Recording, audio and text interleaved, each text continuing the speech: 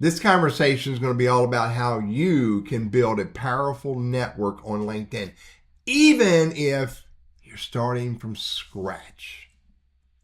By the way, before I get into these ideas, do me a favor. If you like what I share here, hit the like button on this video. And if you have any questions, comment on the video and I promise I'll answer it. And furthermore, if you subscribe to the channel and ring the bell, I got a lot more content coming. So why does LinkedIn matter in 2025?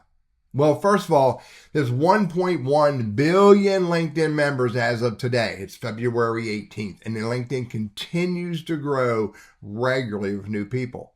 It's a powerful networking tool. It's a place where you can find your ideal client. You can find the hiring managers who you may want to work for, the owners of the companies you may want to work for, and you can find people who know the people that you want to know.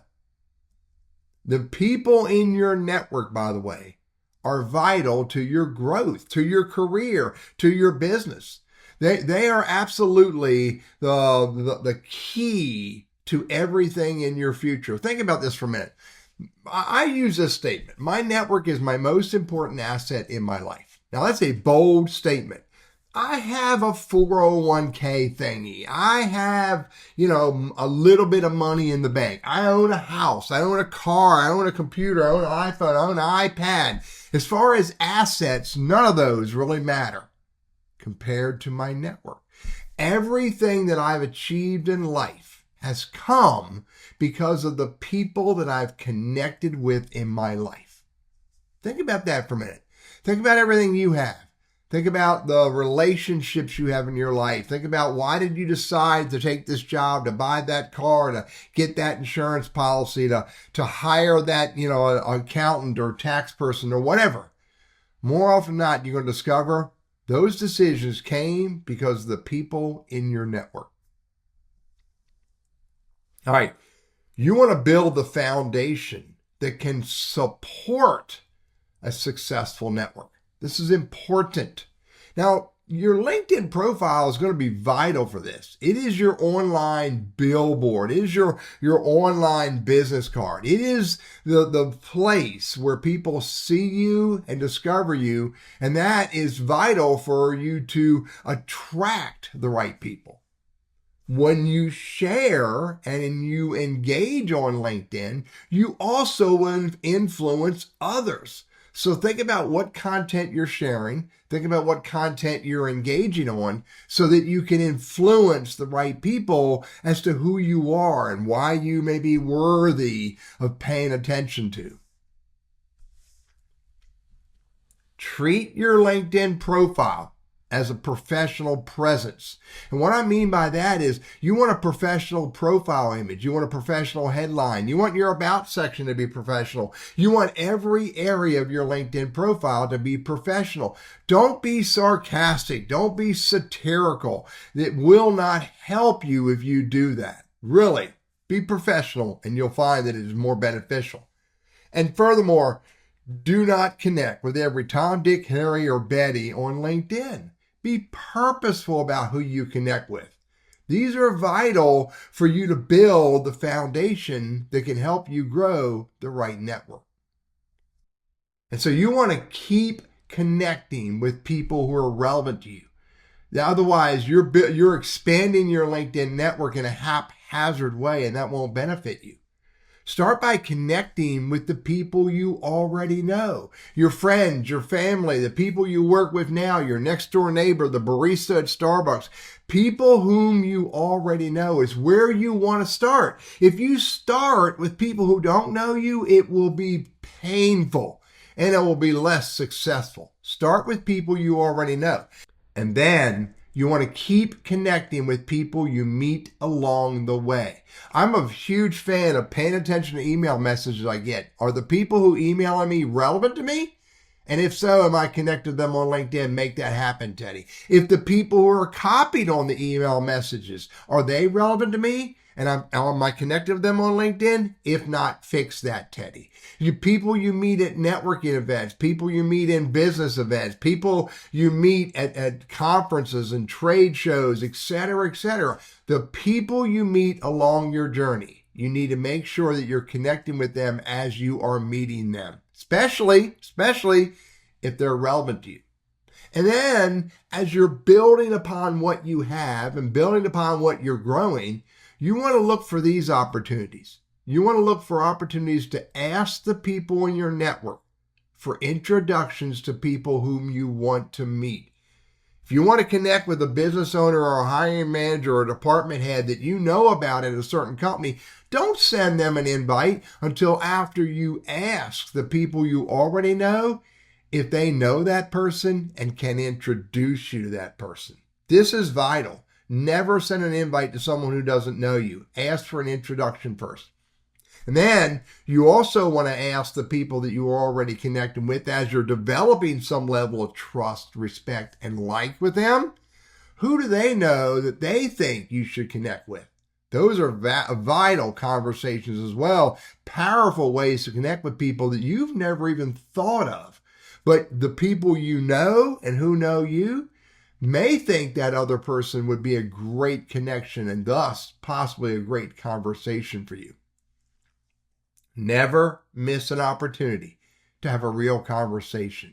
This can pay huge dividends when you're willing to say hello and get into a conversation with someone else first, all about them, until they make the conversation about you. And be willing to help the people you connect with along the way. If your only reason for connecting is to get something for yourself, that won't work as well. But if you're willing to help someone else along the way, if someone asks you for help or you discover someone whom you think a LinkedIn connection could benefit from knowing and you introduce them, that is powerful. Be willing to help those you're connected with and they may be willing to help you. Building meaningful relationships is way more than just adding connections. If you can't send a personal LinkedIn invite note because you're not paying for LinkedIn, you're restricted to the number of invite notes you're allowed to use, then use a text message or an email or even a phone call to alert the other person that you're going to send them a LinkedIn invite. And I repeat this, never miss an opportunity to have a real conversation with the people you connect with, especially those who are highly relevant to your career or business goals. And look for ways to engage on your network's content where relevant and appropriate. This shows that you cared enough to stop and give them your insights, give them your time. And don't let LinkedIn be the only channel to engage with the people who are relevant to you.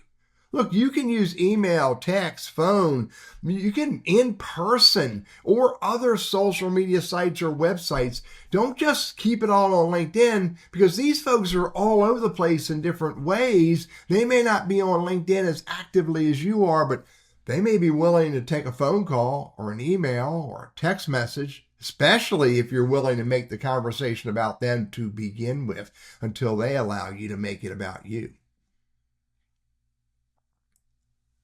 Now, you need to maintain your momentum to sustain your networking growth. This is not a flash in the pan or something you do once. You got to do it through life. In order to continue your LinkedIn network growing, you need to share relevant and useful content on LinkedIn as often as you can sustain. Look, 3 or 4 times a month is all you really need to do.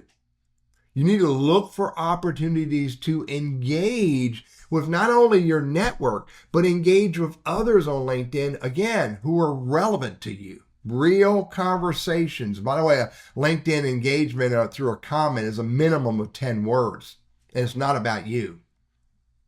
Pay attention to who engages on your content, who replies to your comments, who comments on your post. These people may be relevant to you in lots of ways. They may become the potential for a great LinkedIn connection and thus a great conversation.